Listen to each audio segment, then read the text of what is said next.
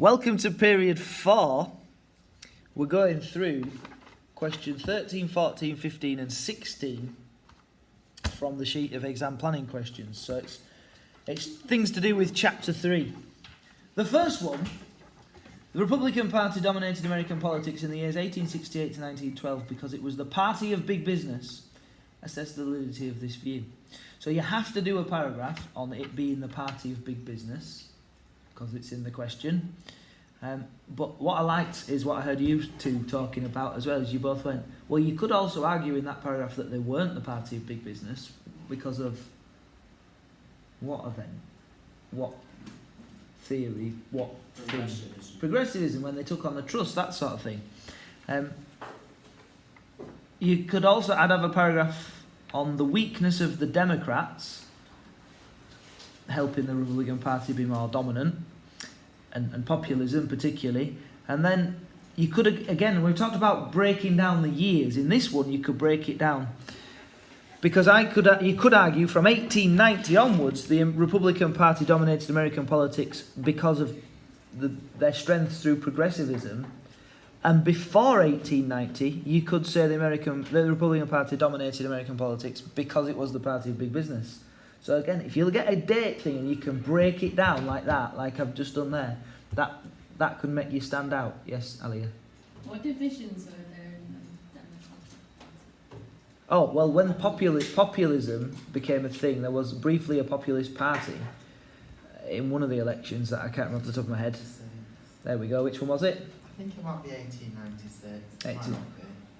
Well, we'll look in a second. Well, Oh, no, it's not. It's the one, 1896, the populists had rejoined the Democrats. It was the 1892. Yeah, 1892. But because of that, a lot of the votes that they got, so there were basically three parties running for that election. Most of the voters would have voted Democrat had the populist party not existed. And then in the 1896 election, the populists influenced who the Democrats chose to run for the nomination, and the person they chose, William Jennings Bryan, he ran for silver. The particular working, the free silver idea, which was a catastrophe because they gained no states in the northeast. So populism splitting the Democrat Party had an impact there. So my answer would be, I would write this in the introduction, first and foremost, it's a flawed question because the Republican Party were not totally dominant, because Grover Cleveland was president twice during this period. Sorry, are you allergic to Grover Cleveland? I'll try not to say it very often. But they were unquestionably the most popular party in that period. And as I said to you, I'll probably argue because it would be clever. I don't necessarily agree with it, this one, but I think it would make me stand out and be a clever argument that from 1868 to 1890, it was because it was the party of big business, and afterwards it was because of progressivism. Now, my own personal opinion is that it was progressivism after 1890, but I'm not sure they dominated because they were party of big business. I might actually think it's more to do with the weakness of the Democrats after the Civil War. But because I know that would sound clever, I could argue either. You don't have to argue what you think. Nobody knows or really cares what you think. It's how well you argue things. So don't feel you have to.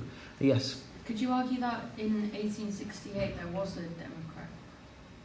Wasn't Johnson? Oh yes, what a clever idea. Yes. But when did he leave the presidency? 1869. So you do have that little window at the start. Yeah, Johnson, because although officially he was Republican, effectively he was a Democrat. You won't make a big thing of that because it's only 1 year, but it's the sort of thing you dip into your essay. So if you didn't hear that, by the way, Johnson was a Democrat, really, even though officially he was a Republican president. So yeah, it's the sort of thing you would dip into your paragraph to make yourself stand out. What a great point. I'm glad I sorted you out with a donut. Yeah, you're missing donuts, by the way. Ha. So next question, they're quite similar.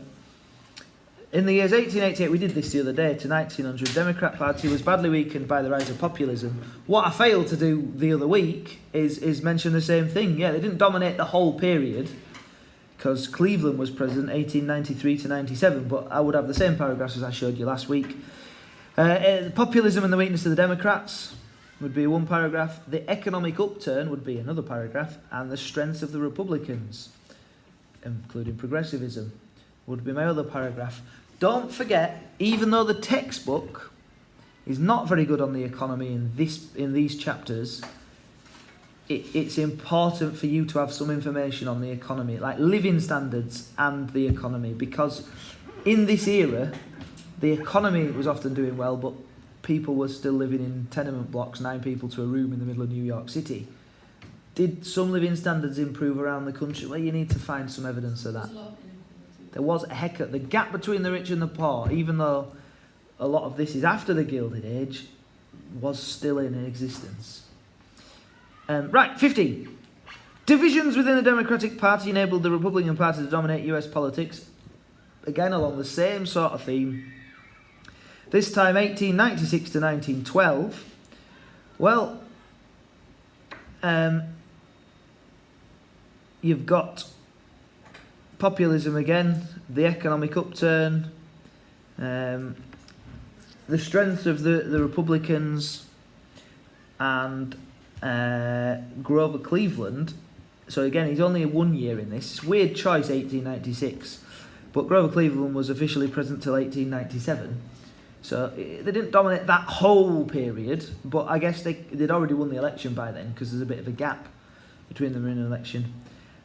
So divisions within the Democrat Party did not massively help the Republican Party to dominate, because it did at the start with Bryan, I would say, and the free silver idea, which was a populist idea that had been sort of enforced onto the Democrat Party. That wasn't, but it wasn't really a division within the Democrat Party that had been how the Democratic nomination was chosen. It was more, and I might change, my conclusion might be, it was more weaknesses rather than division in the Democratic Party which enabled the Republicans to dominate. However, a more important reason is the strengths of the Republican Party due to progressivism. So yeah, you do have to really think about the years. But you see, I keep saying the same sorts of things. So if a question like that comes up, you've kind of already made your mind up about this sort of period. 16 is a bit different, because it says, to what extent was the growth of imperialism in the years 1890 to 1912 due to the search for new markets? Now, we actually wrote this essay, I believe. Did you get the email with all my essays in? Yeah. Yeah, I emailed you that, didn't I? So as far as I remember, and I still wholeheartedly agree with this, I would argue kind of, yes. But it was not just the search for new markets, it was just for capitalistic gain, full stop. The need for new markets was a part of the capitalistic reason for imperialism. So the way that I would try and stand out in that particular answer is I would be making up my own reason for imperialism. In the book there's preclusive, there's progressive, all that sort of stuff. But capitalistic imperialism is an invention of me, which I would be using here to say it's not just the search for new markets, it's greed more than anything. And my paragraphs would be preclusive, and I would say a bit, sometimes, especially Samoa, they might have been trying to prevent other countries from taking over. Progressive imperialism, I would say completely rubbish. They're not doing it for the good of other people. And that's just so narrow-minded and blinkered and like looking at America in some golden haze. It was not. In my eyes, it was capitalist imperialism and greed and taking advantage of other countries for their own economic gain. So there we go. 13, 14, 15, 16.